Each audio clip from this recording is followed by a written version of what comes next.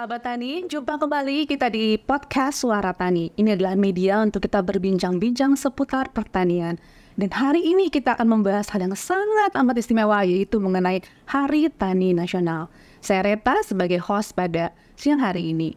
Dan saat ini kita sudah kedatangan tamu istimewa kita, yaitu Bapak Insinyur Muhammad Yadi Sofyan, Sarjana Hukum. Beliau adalah sebagai Ketua Umum Kontak Tani Nelayan Andalan atau KTNA Nasional.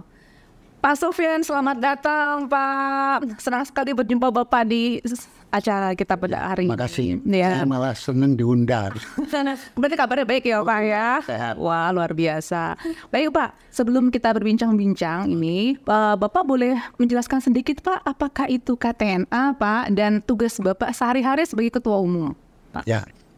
Baik, jadi KTNA itu adalah Kontak Tani Nelayan Andalan. Ini organisasi yang didirikan pada tahun 1971. Oh, oke. Tanggal 23 September. Jadi dihitung umur ya sudah 53 tahun. 33 tahun, wow. Nah, jadi KTNA itu didirikan oleh tokoh-tokoh kita. Tujuan utamanya sih dulu itu ya sebagai kontak personnya pemerintah untuk membantu petani di kelompok-kelompok. Oke. Makanya kita dulu bahasa aslinya kontak person. Belanda oleh petani, oleh tokoh-tokoh kita dirubah jadi kontak tani. Kontak tani ya Pak. Iya. Kenapa ada istilah andalan? Yaitu memang mereka tuh para ketua kelompok, para pamung desa. Ya. Nah itulah yang disebut kontak tani. Jadi nama asalnya kontak person. Jadi kegiatan utama kita kalau di KTNA itu ya tadi sebagai kontak tani, kontak Menghubung ya Pak ya? pemerintah ke kelompok-kelompok. Karena basis dasar kita itu ada di kelompok tani. Ya, Ketua kelompok itu otomatis itu KTN, dia belum haid. Dia disebut andalan pada saat KTN kumpul. Itu siapa yang terpilih jadi ketua di kelompok-kelompok KTN tadi, itu kan disebut KTN. Oke. Tugas utama kegiatan kita yang pasti itu ya memfasilitasi apa yang dibutuhkan petani, kemudian membantu apa yang dilakukan pemerintah kepada petani-petani kita melalui kelompok, sehingga fungsi utama kita itu mediasi. Mediasi, oke. Kita itu ya memposisikan diri mitra pemerintah. Oh baik Pak, iya. Baik Pak, luar biasa sekali. Terima kasih nih Pak sudah diberikan pemahaman mengenai KTNA. Nah kita sekarang kembali ke Hari Tani Nasional nih Pak ya, yang jatuh tanggal 24 September. Ternyata tadi cuma beda 1 hari sama lahirnya KTNA ya Pak ya? Nah, luar biasa Pak. Kita 23, Hari Tani 24. Oh oke, beda 1 hari. Berarti kayaknya dekat nih feelingnya ya. Oke Pak, jadi gini Pak, kita tahu petani ini sebagai tulang punggung pertanian Indonesia ya Pak ya, dan mereka ini sudah berjuang keras supaya tanahnya itu bebas gitu, mendapatkan kebebasan untuk tanahnya dan juga kesejahteraan yang layak ya Pak. Jadi ini adalah momentum penghargaan kita kepada petani melalui Hari Tani Nasional. Ya, boleh diceritakan nggak Pak sejarahnya Hari Tani Nasional nih Pak, apa saja Pak? Dari mulai awalnya berdiri, tujuannya, supaya kita memahami arti dan fungsi daripada Hari Tani Nasional ini Pak. Jadi kalau Hari Tani itu prinsip dasarnya itu kita adalah apresiasi kita sebagai tulang punggung yang mempersiapkan pangan bangsa ini. Nah, makanya diperingatilah Hari Tani itu. Tapi tujuan dari apresiasi itu mestinya ya membuat mereka supaya bisa lebih sejahtera. Sehingga peringatan-peringatan ini memang penting bagi kita di petani itu. Kamu ini sebetulnya produsen, ini sebetulnya tulang punggung pangan bangsa ini. Makanya diperingatilah setiap tanggal 24. 24 bulan September, 1 hari memang sebelum lahirnya KTNA tanggal 23. Tapi kalau Hari Tani itu 10 tahun lebih tua dari kita. Bentuknya. Jadi 1961. Wow. Ya. Jadi setelah ada Hari Tani itu kan waktu itu sudah rame sih kegiatan itu. KTNA mengadakan PENAS pertama di CEA itu ngambil tanggal 18 sampai 25. Makanya kita lahirnya itu di 23 September. Jadi intinya itu apresiasi kepada petani-petani kita. Apresiasi ya Pak. Hari Tani itu. sebetulnya ada sih hari-hari lain kalau kita peringati. Apa aja itu Pak? Di KTNH itu juga memperingati Hari Kerida Pertanian. Ada sedikit. Kalau Hari Kerida Pertanian itu tanggal 21 Juni. Itu hari bersyukurnya petani kan, itu hari panen, itu hari kembalinya matahari ke utara. Nah itu kita malah juga memperingati itu. Nah itu biasanya pemerintah malah memfasilitasi kegiatan hari Kerida Pertanian. Ada juga hari pangan, kalau hari pangan 16 Oktober. Jadi ada 3 memang selalu kita ingat. Oh baik Pak, oke Pak. Kalau KTNH fokus di lahirnya tanggal 23 September. Ya baik Pak. Jadi ada beberapa hari penghargaan seputar buat petani ya Pak ya. Jadi kita bisa lihat, kita bisa bilang petani ini sebagai pahlawan pangan Indonesia. Boleh ya Pak kita bilang gitu ya Pak, luar biasa nih Pak. Nah Pak, nih sebagai pahlawan pangan nih Pak, ternyata memang kehidupan petani ini tidak terlepas daripada tantangan petani dan pertanian Indonesia. Kalau boleh Pak disebutkan Pak, tantangannya apa saja ya Pak ya di pertanian kita ini? Tantangan di pertanian ya Pak. Ya kalau tantangan ya tiap hari ya karena kalau petani itu profesi. Makanya kita juga menyebut diri kita itu profesi kita itu ya ada petani, pekebun, peternak, nelayan. Nah, sehingga kalau kita bicara kegiatan itu artinya ya memang tantangan itu ya banyak. Kita bicara tantangan, kalau seperti hari ini ya maaf, tantangannya itu kita kalau hari-hari ini ya berat. Kalau keadaan ini contohnya, kalau kita bicara hari ini ada musim El Nino, kemudian apa ya? Masalah mendasar pertanian kita sekarang ini kan musim.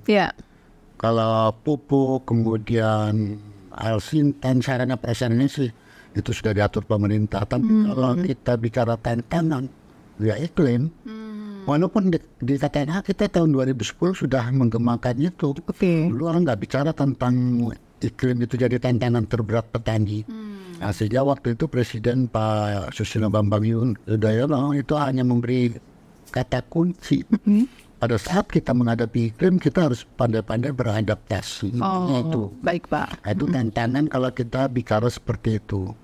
Kalau tantangan lain, ya kan namanya itu produk yang setiap saat kalau banyak yang nanam harganya turun. Harga turun ya Pak. Kalau dia terbatas harganya naik, tapi itu memang fluktuasi. Makanya kita di KTNH itu selalu mengingatkan jangan sampai overproduksi. Jadi kita memang ada koordinasi. Setiap daerah itu kita batasi. Tapi kalau kayak padi, jagung, kedelai itu kan memang agak sulit kita, karena memang kebutuhan tapi mereka nanam. Jadi kalau tantangannya itu saat ini, kalau harga sih tergantung. Jadi lebih banyak ke perubahan iklim ya Pak tantangannya ini Pak ya. Nah tapi selama ini dengan perubahan iklim ini apa yang sudah dilakukan Pak oleh mungkin oleh pemerintah atau mungkin juga dari KTNH sendiri Pak supaya bisa bantu petani dengan tantangan iklimnya saat ini dia bisa lebih produktivitas dia tetap bisa lebih tinggi gitu Pak. Jadi kalau KTNH itu kan pada saat kita bicara iklim, saya kebetulan di Penas Padang kemarin tahun 2023 membuat komitmen itu dengan para eselon 1 kita di Kementerian Pertanian bahwa KTNH akan membantu apapun yang dilakukan pemerintah. Tapi intinya bahwa kita tetap siap menghadapi itu. Nah, urusan kegiatannya kita memang berkait. Jadi contoh kalau dia kering, saat ini kan ada kegiatan seperti pompanisasi. Betul. Kemudian istilah lain itu kita memperbaiki irigasi yang ada air-air. Jadi kalau kita bicara iklim sebagai datanya sudah saya sampaikan, beradaptasi dengan situasi seperti baik Pak. Kalau kaitan dengan pemerintah pasti pemerintah siap. Apapun yang kita butuhkan rata-rata cepat reaksinya. Intinya itu. Jadi tadi ada pompanisasi, ada juga perbaikan irigasi ya Pak ya. Maaf Pak, mungkin kita bertanya ke yang lebih berbeda sedikit nih. Bagaimana dengan akses permodalan Pak untuk petani Pak? Apakah mudah buat petani untuk mendapatkan akses modal? Kalau kita bicara modal, sebetulnya petani kita ini kan memang rata-rata terbatas. Tapi kita ada difasilitasi dengan KUR. KUR. Jadi kalau di Dirjen PSP itu ada pembiayaan. Nah, biasanya kita selalu mengingatkan, nggak fokus kita minta bantuan itu. Pada saat kita bicara permodalan, kita larinya ke Quran, nggak murah tuh, enggak sebetulnya. Itu memang ada, kadang-kadang ada proses administrasi, tapi kalau yang memang usahanya bagus, saya pikir mudah. Oh, lebih mudah seperti itu ya Pak ya. Jadi sebetulnya bisa dibantu dengan KUR tadi ya Pak ya. Nah, mungkin saya berkaitan dengan modal nih Pak. Bagaimana dengan asuransi pertanian Pak? Sepertinya agak sulit buat petani untuk mendapatkan asuransi Pak. Apakah demikian Pak? Ya, kalau asuransi kita sudah berkali-kali ingatkan.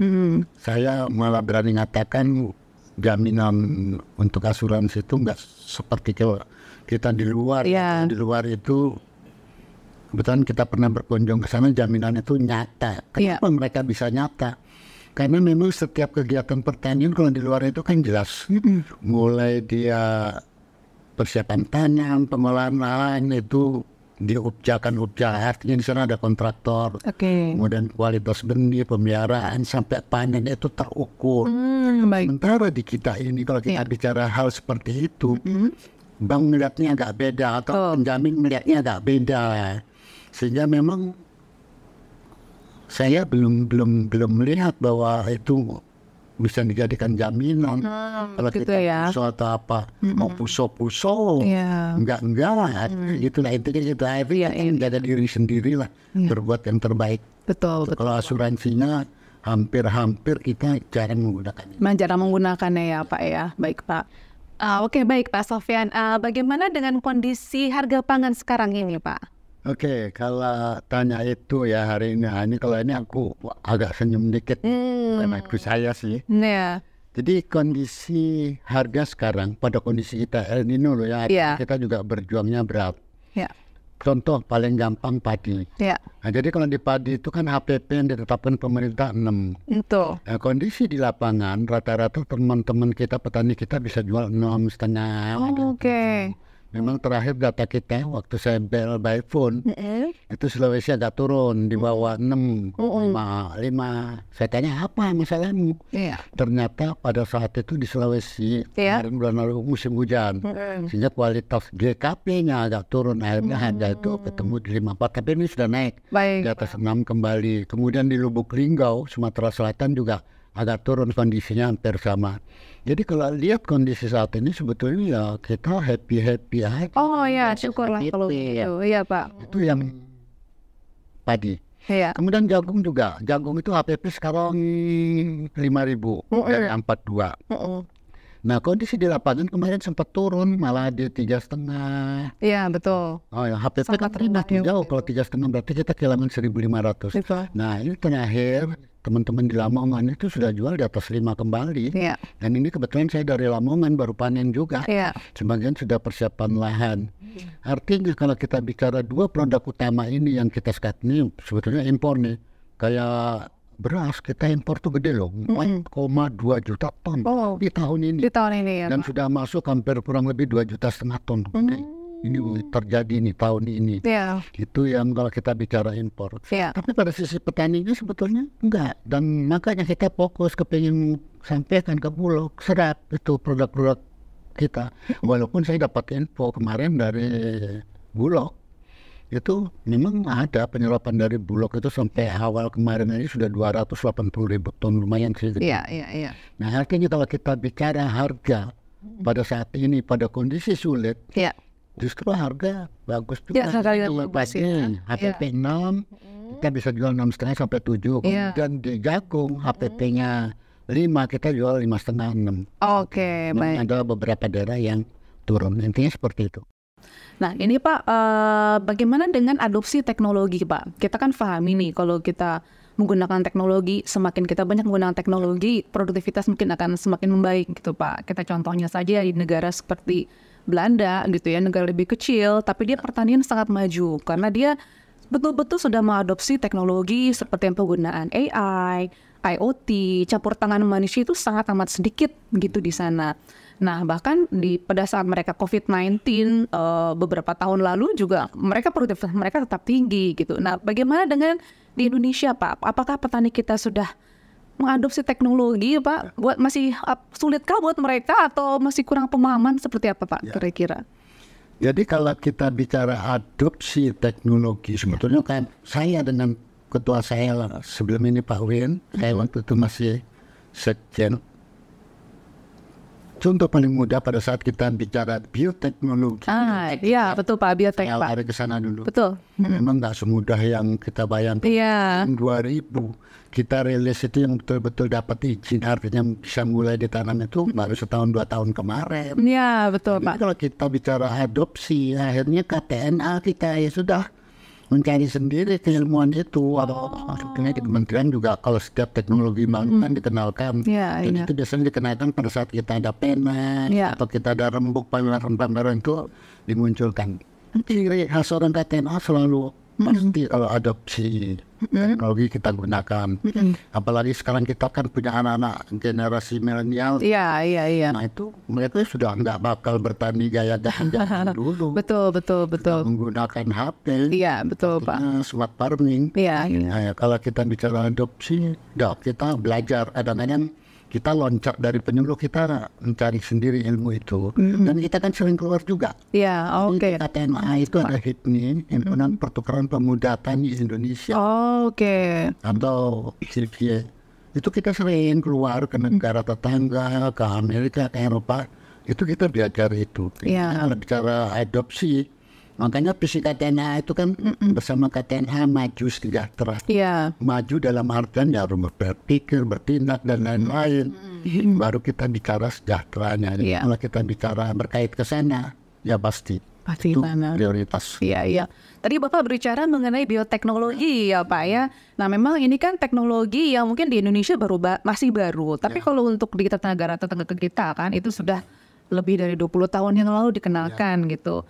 Nah, menurut pemahaman atau pandangan dari KTNA sendiri, bagaimana Pak adopsi bioteknologi atau pemahaman petani kita lah terhadap teknologi ini Pak? Jadi kalau bicara biotek, tadi saya sampaikan kami berjuang bicara biotek itu mulai tahun 2000. Oh dari tahun 2000, sebetulnya sudah dan memang lama. Di tempat kita, di negara kita ini saya bicara padanya. Urusan bioteknologi ini terlambat kita sebetulnya. Karena negara maju itu sudah jagung gitu. Kedelai, biotek kita enggak punya kesempatan untuk itu, tapi kita makan barangnya itu ya. Betul ya Pak. Dan terakhir kita bicara bioteknologi.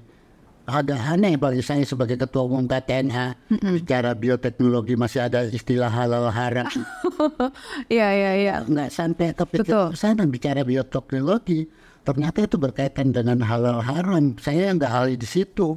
Itu urusan ulama kita, urusan adanya. Nanti saya berpikir, saya cuma mikir kalau halal haram ini saya pikir hanya urusan makanan. Kalau di agama itu berkaitan dengan katakan bahasa gampangnya bioteknologi ya. Ada halal haram yang saya baru paham. Dan ternyata itu juga menghalangi cepat jalannya biotek kita. Iya Pak. Jadi harus ada kolaborasi bersama supaya kita bisa bahu-membahu, kita memberikan pemahaman yang benar ya Pak mengenai bioteknologi. Mungkin akan menggagas kemarin coba itu agama kita. Bioteknologinya harus bicara halal haram. Sisi mana yang harus dilihat bahwa baik Pak. Saya pikir seperti itu. Kalau bicara teknologi yang dikaitkan dengan hal seperti itu ya semua bisa ada jadi haram. Iya kalau kita bicara ada itu ya. Tapi bicara ini kan pertumbuhan tanaman. Tapi sekarang kita di KTNA saya perintahkan itu ada jagung bioteknologi pakai. Dan itu sekarang memang dipakai. Kita nggak mikir lagi ya kalau jagung biotek yang seperti saya bilang 212 kemudian sungguh kita tanam. Nah Pak, terkait teknologi tadi Pak, apakah ada teknologi atau inovasi terbaru yang telah membantu meningkatkan produktivitas pertanian di Indonesia Pak? Ya, jadi kalau kita bicara teknologi, kita di KTNA sudah otomatis melaksanakan kegiatan seperti itu. Makanya kita melihat dari hulunya dulu. Kalau bicara hulu itu benih-benih berkualitas, kemudian produk-produk sarana produksinya juga kita lihat, artinya nanti yang memang kita butuhkan. Baik Pak. Tadi saya sampaikan kita di KTNA itu sudah model penyemprotan, penyiraman sebagainya sudah pakai teknologi. Kalau di bawah ada yang pakai mesin, kemudian ada pakai drone, intinya seperti itu. Nah, tapi yang paling penting itu di hilir itu bicara produktivitas. Nah, produktivitas itu nggak akan lepas dari hulunya, kualitas barang yang kita pakai. Nah, di petani kita sekarang sudah melihat seperti itu. Makanya yang di KTNA saya sampaikan ke teman-teman, sudah lah, kalian jangan mikiri bantuan-bantuan terus. Mending kita usaha sendiri, tapi kita dapat kualitas barang yang memang layak untuk kita lakukan. Jadi kalau kita bicara adopsi teknologi, kita lakukan. Kita sekarang ini sudah berkembang. Kan sebagai teman nanam juga sudah pakai greenhouse. Greenhouse juga sudah ya Pak ya. Greenhouse, hidroponik dan lain-lain. Ya, ini kita beralih sedikit Pak mengenai cerita-cerita di luar sana Pak. Ada yang bilang petani itu miskin Pak ya. Nah katanya hartanya kurang lah dan sebagainya gitu. Nah ini menurut data dari BPS di bulan Maret 2023 itu ada sekitar 25 juta penduduk miskin di Indonesia. Nah sekitar 12,2%-nya itu ada di daerah pedesaan. Itu kan petani di pedesaan ya Pak ya.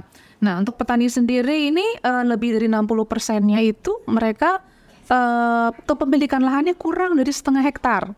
Nah, jadi kita melihat loh ternyata memang seperti itukah, betulkah petani itu miskin gitu ya Pak? Jadi kalau kita kalau dibilang miskin, mestinya dipisah dulu. Jadi kalau disebut petani itu mestinya yang disebut petani pemilik lahan.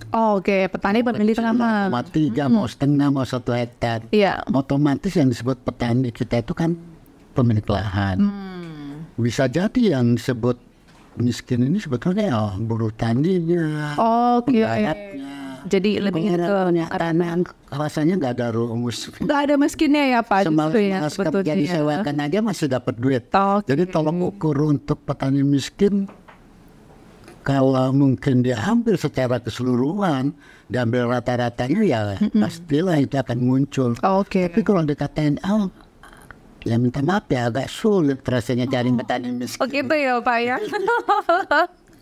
Bisa dicek lah di lapangan kalau baik ya Pak. Oleh tolok ukur. Tapi kalau itu petani penggarap atau buruh taninya mungkin bisa dikatakan seperti itu ya Pak. Enggak lah. Iya Pak, iya.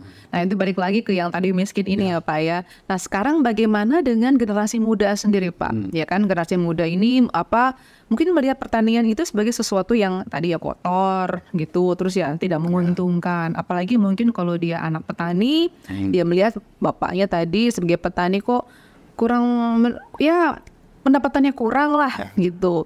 Sebenarnya kita juga tahu nih sekarang pertanian di Indonesia nih petaninya itu sudah usia lanjut ya, lebih dari 45 tahun ke atas, lebih dari 50%-nya gitu.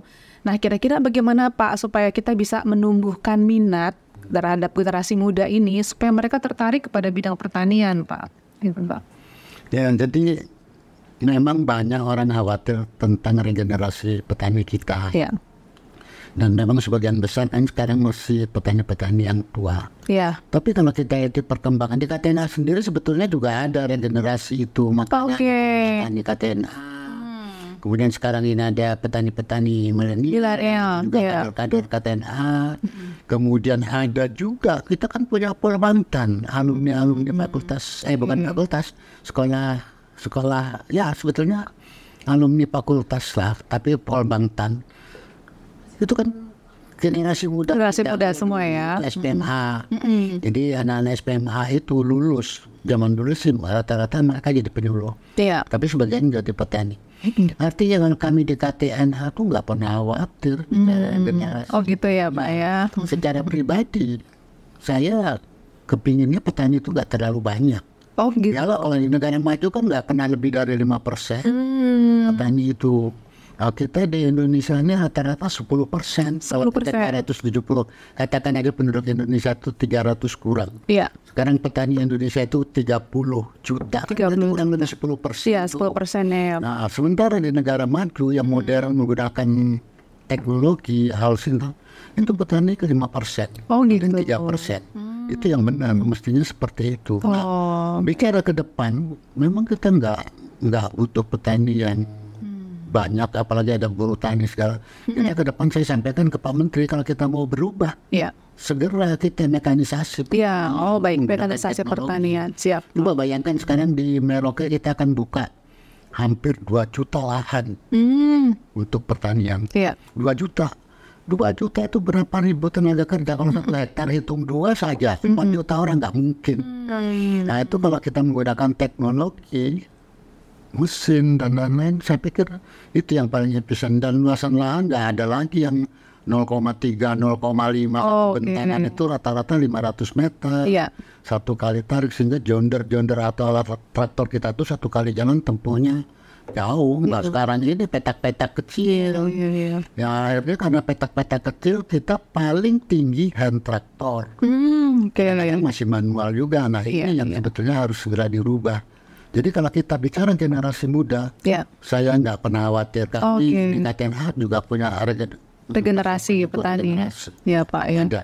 Mereka sudah terdidik, rata-rata kan lulusan kampus juga. Nah saat ini kita di KTNH itu masih sekitar 40% tuh petaninya sudah tua. Iya betul. Juga.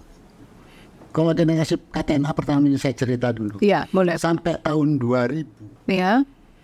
Itu hampir-hampir nggak ada yang sarjana. Oh gitu. Saya yang sarjana itu waktu itu. Generasi 2000 sampai hari ini, ini sekarang ini sudah banyak insinyurnya, banyak sarjananya. Kemudian KTNH zaman sekarang juga banyak anggota dewan. Ada bupati, ada wali kota, ada kepala dinas, ada lebih lengkap, agak beda. Nanti generasi ketiga mungkin sesudah saya nyebut diri saya generasi transisi. Itu agak beda. Dan saya sudah siapkan kader-kader itu anak-anak muda yang bisa membawa organisasi ini. Yang orang belum paham, KTNH itu organisasi besar, tapi kita nggak pernah mengekspos. Jumlah pengurus kita ada di seluruh Indonesia itu 660.073 orang. 660.000 ya Pak ya. Terus anggota kita 22 juta. Itu yang sekarang ini saya coba, kan nggak bisa kita ngomong nggak ada bukti. Itu yang kita buatkan sekarang kartunya. Di mana data itu? Kita menyusun data itu waktu itu adalah berdasarkan SK yang kita keluarkan. Dari SK itu kita hitung jumlah pengurus, dapatnya 660.073 orang. Organisasi besar yang kita nggak pernah membanggakan diri, karena kita kan sebagai mitra pemerintah kerja. Profesi kita di situ. Jadi hidup matinya orang KTNH itu, ya hidup matinya makan kerjanya di situ. Di situ. Sehingga nggak ada waktu kita memperkenalkan diri bahwa kita besar. Di KTNH itu punya filosofi, jangan kamu merasa pintar karena di luar banyak orang yang lebih pintar. Jangan kamu merasa besar karena di luar banyak orang lebih besar. Intinya itu filosofi itu yang membuat kita sederhana. Baik Pak. Jadi menikmati apa yang kita kerjakan. Produktivitas itu yang kita genjot untuk pribadi-pribadi dan kelompok. Baik Pak. Oke Pak, baik Pak, itu sudah diterangkan dengan sangat amat jelas. Nah sekarang bagaimana Pak, mungkin dari peran KTNH sendiri Pak ya, untuk supaya membantu meningkatkan kesejahteraan petani Pak, atau peran pemerintah lah yang sudah dilakukan selama ini Pak. Makanya visi kita itu sekarang pendek, bersama KTNH maju sejahtera. Tidak akan pernah kesejahteraan itu dicapai kalau kita sendiri nggak pernah berpikir untuk maju. Pengertian maju itu lebih luas, berpikir, bertindak, berusaha. Itu dulu yang kita kelola, fokus kita sekarang itu. Makanya ada konsolidasi organisasi kita, memperkuat diri kita. Itu kalau sudah bisa kita lakukan, baru kita bicara kesejahteraan. Sebab kalau bicara kesejahteraan ini, itu kan standar yang kita taruh, kita jadi angan-angan. Dan itu baru bisa dicapai kalau kita berusaha, bekerja, kemudian punya pandangan ke depan bahwa pertanian itu merupakan bagian kehidupan. Kehidupan bahwa kita bisa sejarah. Kalau dikatakan akan rata-rata, saya tadi sampaikan, sejahtera ya sampailah. Kalau ibu ikut saya ke daerah, kalau kita rembuk utama atau paripurna KTNH di provinsi, Ya rata-rata petani kita ya datangnya pakai kendaraan pribadi. Iya, betul. Iya. Miskinnya itu agak sulit. Agak sulit dijabarkan ya Pak ya. Berarti mungkin tadi balik lagi ke pernyataan miskin tadi mungkin tidak sepenuhnya benar ya Pak ya. Karena ada beberapa petani yang memang digolongkan sudah cukup mapan gitu ya Pak ya. Baik Pak. Jadi kalau pesan saya sih sebagai ketua umum, intinya kalau kita orang KTNA itu jangan pernah kendor. Jangan pernah kehilangan semangat. Ya, jadi kalau bahasa filosofi kita tetap berusaha, kan ada yang menentukan. Iya. Jadi prinsip dasar itulah yang kita di KTNA itu nggak pernah surut. Kemudian kita juga menata, sekarang ini KTNA itu menata pemetaan wilayah. Jadi pemetaan wilayah yang kita lakukan itu, kita sekarang ini fokus mengumpulkan KTNA data-data siapa yang petani padi, siapa yang petani horti, buah-buahan, sayur-sayuran, peternak, kemudian nelayan. Itu yang sekarang kami datang, mudah-mudahan ke depan sehingga kami bisa melihat kegiatan apa sih yang jadi fokus kita. Sebetulnya setiap perempuan kita bicarakan itu. Jadi inti dari itu adalah program kerja kita 5 tahun apa, 1 tahun apa, langkah-langkah seperti itu. Itu yang kita lakukan. Jadi yang paling penting itu spirit ya Pak ya. Semangat nggak boleh kendor. Jangan kendor ya Pak ya. Orang mungkin nggak paham, rata-rata Jawa Barat, Jawa Tengah, Jawa Timur, setiap kabupaten, rata-rata dia kayak Jawa Barat itu hampir 70-80% penduduknya itu bertani, dari pedagang.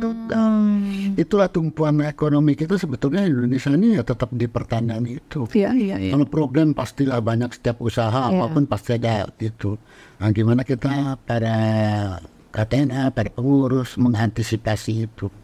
Kegotong royongan tetap jadi andalan kita. Oke, luar biasa. Tadi pesan-pesan buat petani. Nah sekarang pesan buat generasi muda nih Pak, supaya tertarik ke pertanian Pak. Gimana Pak? Silakan disampaikan ini Pak. Saya sampaikan generasi muda kita kalau bertaninya masih gaya-gaya kok, ya bukan kolok sih, model zaman dulu.